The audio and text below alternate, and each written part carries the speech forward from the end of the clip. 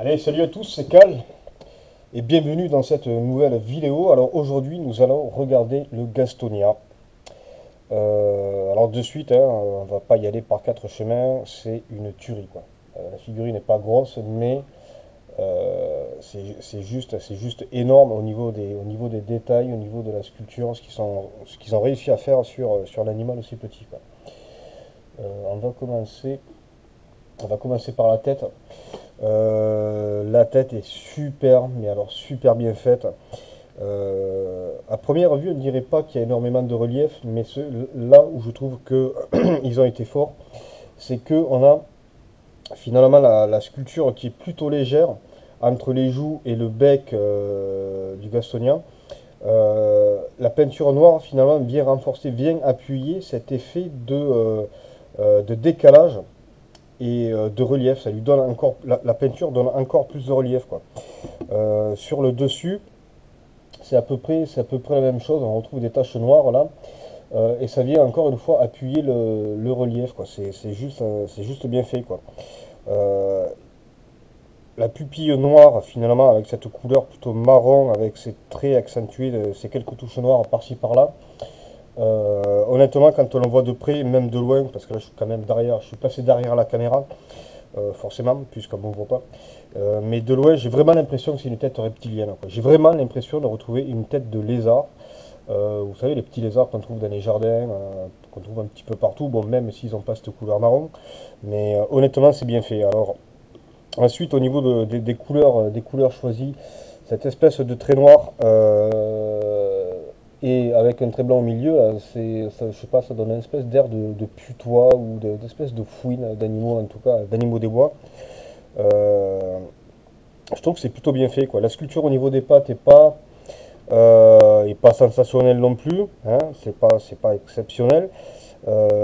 Contrairement au reste du corps où on voit bien quand même que la partie, j'ai envie de dire, la partie renforcée, la cuirasse de l'animal a été vachement bien retranscrite. Le ventre est beaucoup plus, moins de relief, mais c'est quand même appuyé, je trouve, par la sculpture, enfin, par les couleurs, par les teintes choisies, quoi. Quand on le regarde de dessus, ça c'est quelque chose qui m'a toujours plu. C'est-à-dire qu'on remarque qu'il a une forme de S. Le cou n'est pas dans le prolongement du reste du corps et la queue c'est pareil quoi. Donc je trouve que ça fait quand même une jolie courbe. Autre détail notoire sur le dos, c'est qu'au niveau du bassin, on voit que c'est renforcé. On voit ici un petit trait, donc on voit que cette partie est plus grosse, hein, elle est beaucoup plus proéminente que le reste du dos. Et c'est vachement bien fait parce que l'animal effectivement avait une carapace osseuse plus épaisse à ce niveau-là du corps. Euh, les épines en elles-mêmes, bon ben écoutez, honnêtement elles sont bien faites. Quand on le regarde de trois quarts comme ça, on voit bien qu'elles ne sont pas rondes, on voit la courbure au niveau de la pique, c'est vachement bien fait. Bon, il peut y avoir quelques erreurs, quelques malfaçons au niveau de la peinture, mais honnêtement, pour une figurine d'un aussi petit gabarit, je la trouve exceptionnellement bien faite, quoi. Là encore, une fois, au niveau de la queue, on voit que la partie qui recouvre les hanches est plus épaisse. La queue en elle-même, elle est vachement fidèle. Le dessous de l'animal a été vachement bien fait. On remarque le cloître ici.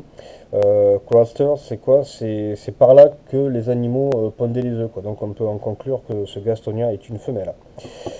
Bah écoutez, voilà, hein, c'est que vous dire de plus sur cette figurine. Moi, je la trouve juste sensationnelle. Alors, on va la mesurer et je vais vous dire combien elle fait. Si j'arrive à attraper le mètre. Voilà. Alors, au niveau de la hauteur, ça fait à peu près, allez, 4 cm et demi. Et en longueur, on est à peu près à 13. Ça fait 13. Et maintenant, je vais la comparer avec une autre figurine de la même gamme, hein, c'est-à-dire collectable. Et voici à côté du Camptosaurus.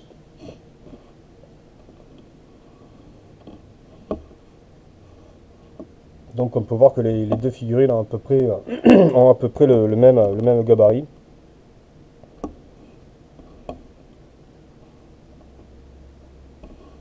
si je le montrais mieux, ça serait comme ça. Voilà.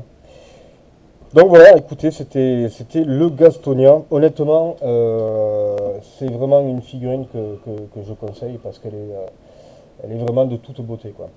Et comme quoi, hein, c'est pas parce que les figurines sont petites qu'elles sont forcément moins bien faites, hein. J'ai beaucoup de figurines qui sont plus importantes au niveau gabarit, qui sont pas aussi bien faites que celle-là. Honnêtement, celle-là, elle est, je pense qu'au niveau des Ankylosauridae que je peux posséder dans ma collection, ouais, bon, c'est pas la plus jolie, mais elle fait partie des plus jolies. Après, de l'autre côté, je vous dirais que j'ai jamais réussi à faire un classement de la figurine la plus jolie à la moins jolie. C'est pas le genre de truc qui m'intéresse.